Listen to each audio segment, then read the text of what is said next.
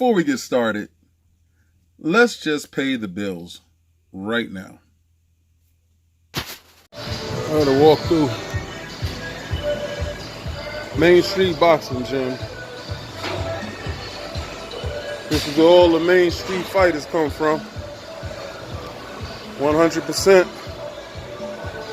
As you can see, there's a lot of bags. Full-size ring for your Olympic training.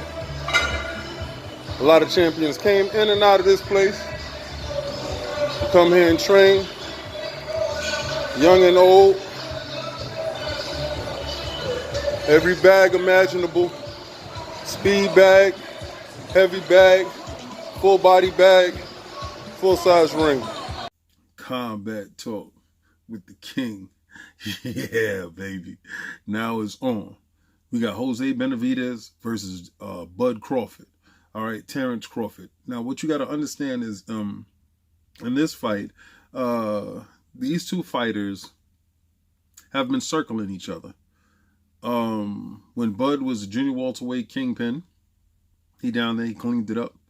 He was undisputed. Undisputed means when you hold all the belts in that division. All right, so you are the universally recognized champion by everyone.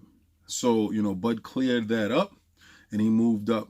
When he moved up, he fought Jeff Horn and took Jeff Horn's belt, the belt that Jeff Horn took from Pacquiao in that controversial fight in Australia. They stacked the deck against Crawford going into that fight. Tried to make it 100% for Horn in every fashionable way. I thought actually Horn would give him a rougher fight than what happened because he was coming up in weight to fight Horn. And what Terrence did was go out and clinically beat the brakes off this dude. Terrence Crawford is quintessentially one of the most well-rounded fighters that you will see in this era. He's a throwback fighter. He is a fighter of unparalleled skill. All right, he can box southpaw and orthodox. Southpaw is when you lead with your right hand jab. Orthodox is when you lead with your left hand jab. All right, he can move seamlessly. He has done so. He has dismantled champions, former champions, and becoming undisputed junior welterweight champion. He has terrorized the junior welterweight division. Fighters left the division to get away from Bud Crawford. Bud Crawford, to me, is Bob Arum's. That's his promoter, his manager. His single most commodity. All right, he has Lomachenko, but Lomachenko has a loss. Bud doesn't have a loss. Bud is universally known as one of the baddest men on this planet. Bud is probably the only person that calls out Errol Spence. We all know Errol Spence is that dude. All right. Now, we're going to Jose Benavidez. Jose Benavidez Jr. is welterweight. He was welterweight champion. He no longer has that belt to fight Bud, you know, for Bud's belt. He had to relinquish his belt going into to do so. He is undefeated. Like I said, he turned pro at the age of 17.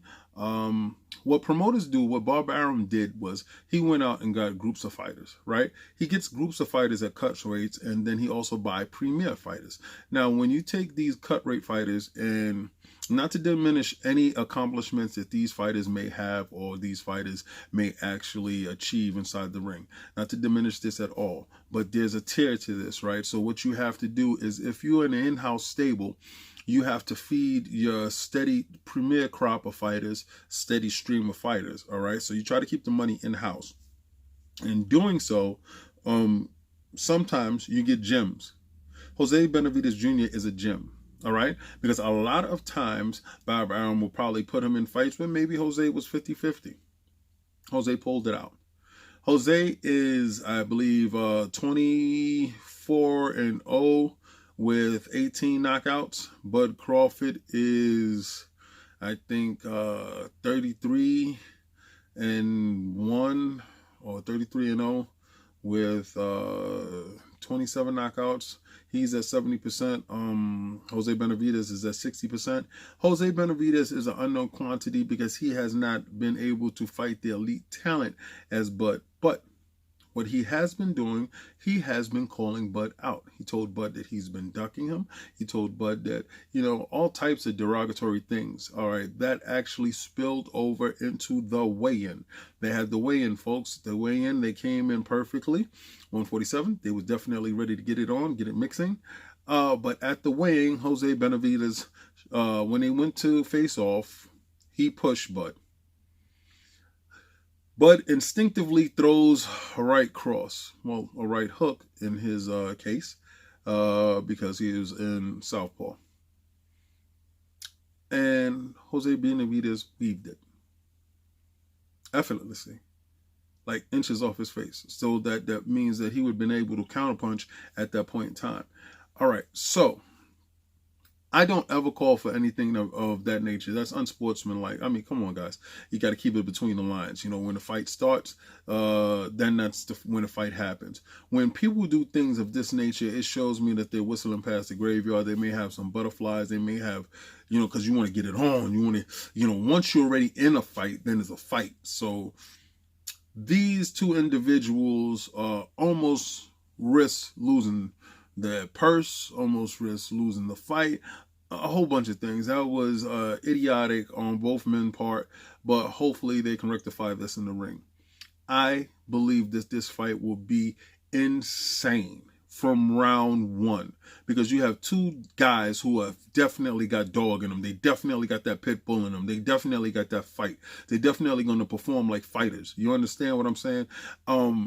You got Jose Benavidez, who wants to back up his claims that Bud isn't the guy that you think he is, and he's the guy that he is. And he wants to show Bud that I'm going to take those belts off for you. He did all types of things. He talked about Bud Mama. He talked about Bud training. He talked about Bud himself.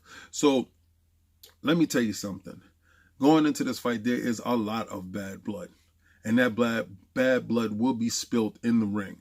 You will have a hell of a barn burner. Now, if you do not have ESPN Plus, you are not seeing the fight.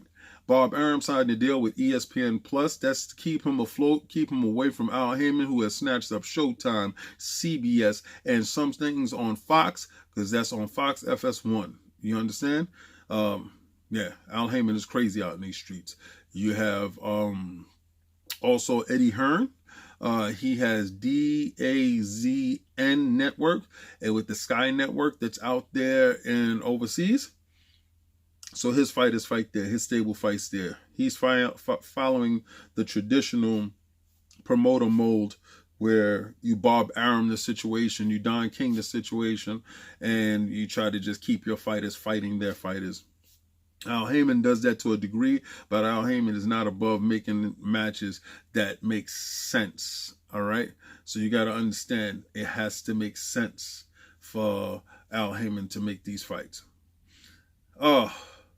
My prediction going into this fight, barn burner. You might get a draw, draw. Not in this fight, dogs.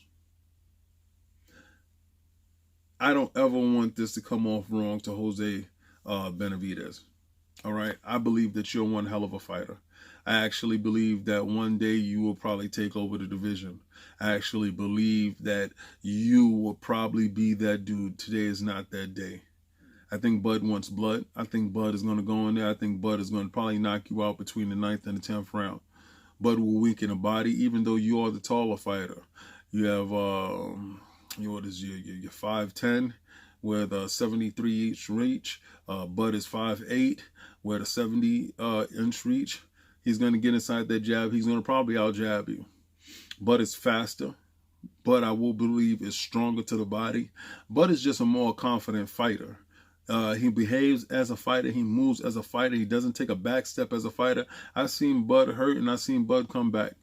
All right, so you understand. I believe that Bud will be victorious in this fight with the 9th or 10th round KO. This is Combat Talk with the King.